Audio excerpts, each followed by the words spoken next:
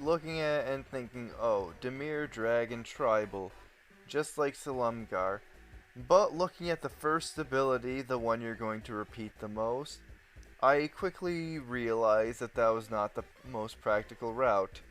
4 mana for a tutor for a creature type not common in Dimir colors does not sound very great, though it can definitely help as a silver bullet card. So that's why I'm going to make Sivitri Dragon Master a Pillowfort deck with a couple of dragon cards. First things first, we're going to go over the mana base. But before you do that, sorry about how long I've been absent from this channel, nearly 2 years. A lot of busy stuff on the main channel. Make sure you subscribe, and we'll move on. Sivitri Dragon Master, 4 mana for Planeswalker, 4 loyalty. It can be your commander. Until your next turn, creatures you or Planeswalker you control can't be attacked unless their controller pays life for each of those creatures. The -3 tutors a dragon card, and the -7 destroys all non-dragon creatures. Though more text is about dragons than not on this, frequently the ultimate is just flavor text, and it definitely is here. But the +1 will be useful because of all the redundancy in a deck like this. So, what is a Pillowfort deck? That's basically just a deck that is intending to force your opponents to attack each other rather than you. So, first of all, we need to force them to attack. Some examples of that are in the creature package. Low drops like Alluring Siren will force opponents to attack you, which will punish them, as you'll soon see. Or just Angler Turtle top end cards that will cause creatures to attack in general. Additionally, some insurance for if things go wrong, such as people still being forced to attack but no way to defend yourself. With the enchantments, you have Fog Bank and Darksteel Mirror, which are great blockers. But ways to benefit and reap what you sow when your opponents attack include stuff like Angel's Trumpet, which will mean that if creatures were not attacking, they will damage the player, though that's not the most reliable. Magnetic Web forces creatures to block and attack each other. No Mercy means that if creatures are attacking you, they'll be destroyed. Dissipation Field will mean that they will be bounced to their hand. Stuff like Web of Inertia doubles as Graveyard Hate as well as a way to discourage attackers. Kuskan Falls, though much worse than many of the other cards, such as, where is it? Propaganda. It's not quite as efficient, but it can actually be useful to tap untapped creatures you control in this deck so that they don't end up getting forced to be attacked. And there's also stuff like Hissing Miasma that can be a win con. But if you want to encourage people attacking each other, that works too. Calculating Lich will encourage your opponents to attack each other and cause them to kill each other. Now, one issue with Pillowfort decks is that usually by the time the opponents kill each other, you're the second to last one left and you're probably gonna lose because you gave all of these resources to an opponent and they don't have anyone else to blow them on, especially with the goad mechanic. But luckily her -3 can allow you to tutor silver bullet dragons. For example, Angler Turtle, wait no, different Angler. For example, we have many adventure dragons that can be doubled as combat tricks. Topaz Dragon means that if creatures attack you, your blockers will kill anything they touch.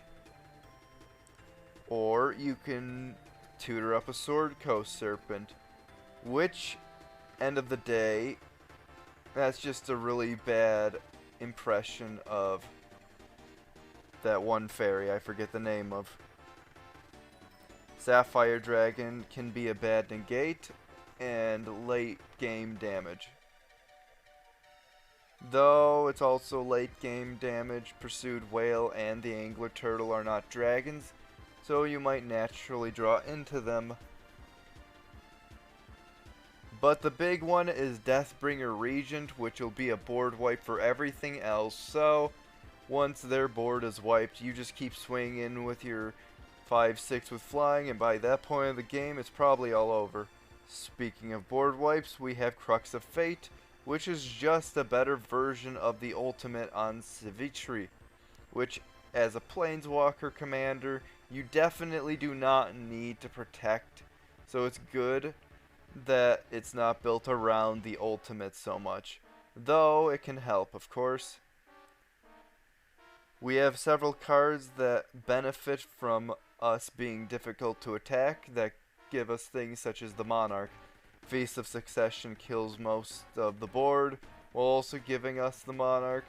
Thorn of the Black Rose gives us the Monarch while being a Death Touch defender, etc. Silent Arbiter is great for just reducing combat damage forcefully. This means that one creature's a lot easier to deal with than 10, even if they're having to pay 2 for each.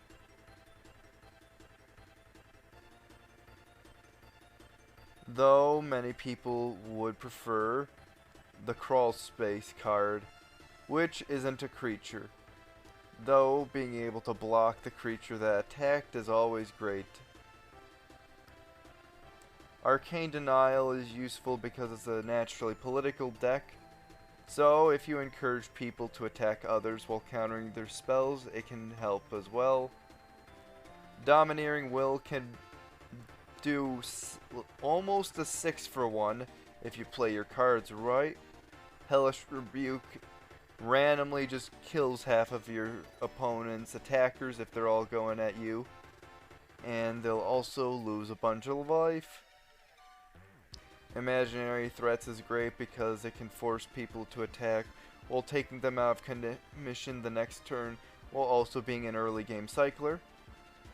Keep Watch is very entertaining when it comes to drawing lots of cards. Swan Song not only counters a spell, most of them in fact, it'll give your opponent and attacker a swing at each other.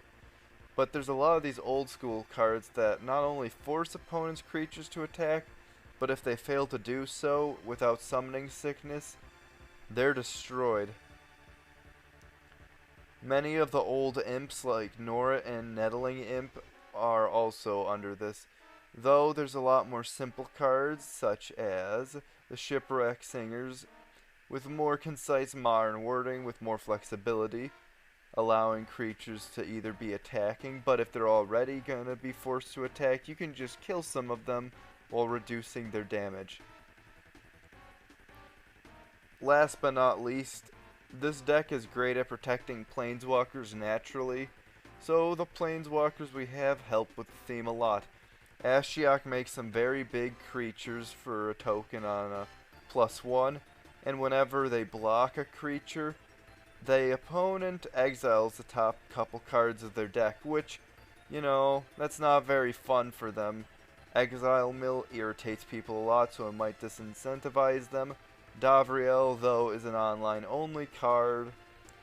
His +1 is amazing because opponents attacking you or planeswalkers you control punishes them a lot. They either have to discard, and if they can't, they sacrifice an attacking creature, which is just brutal. The -2 is terrible, but the -3 also can just destroy a commander for the rest of the game. Jace, Architect of Thought, not only a standard all-star, but a Pillowfort all-star as well, as not only does it have the +1 that makes attacking you much more difficult while protecting your planeswalkers. It has a political -2 that if you're making a friend that you can team up on someone else with, they'll help you, and even a -8 that's achievable due to the nature of this deck being one of the best in the game. Tamiyo the Moon Sage not only taps down permanents, not just creatures, but also can Theft of Dreams as your -2. And Tasha, Unholy Archmage, has an amazing +1 that puts a -1/-1 counter on creatures that are attacking you. Additionally, you can -2 to get the worst creature from an opponent's graveyard, which is still pretty good. You wanted that creature dead in the first place. So, in other words, that's Sivitri, Dragon Master. Aside from a couple strange little combos like Yavimaya, Cradle of Growth, with both the Homeward Path, which can be very useful if something weird's going on, or Yavimaya is just making the Legendary Maze, and I mean legendary in terms of stats because it's not literally legendary. Come on, where is it? Maze of Ith, there it is. Can give that mana and can also assist with Collective Restraint by taxing each creature by 1 more, since this is a mono blue-black deck. Not much is going on with the lands. So that's Sivitri Dragon Master. Though a lot of people seem to be underwhelmed by this commander, I think it's a pretty good and interesting option that is a natural fit for Pillowfort, just due to the fact that, let's be real, a lot of Pillowfort decks are the best homes for commanders and planeswalkers in general. Because, hey, you don't want them attacked and killed. So, I know I just recorded this without scripting and editing, but things been a little rough lately, so once again, hope you subscribe and support this channel as well as my second one. Some big stuff is happening down there. I hope you have a great day, guys.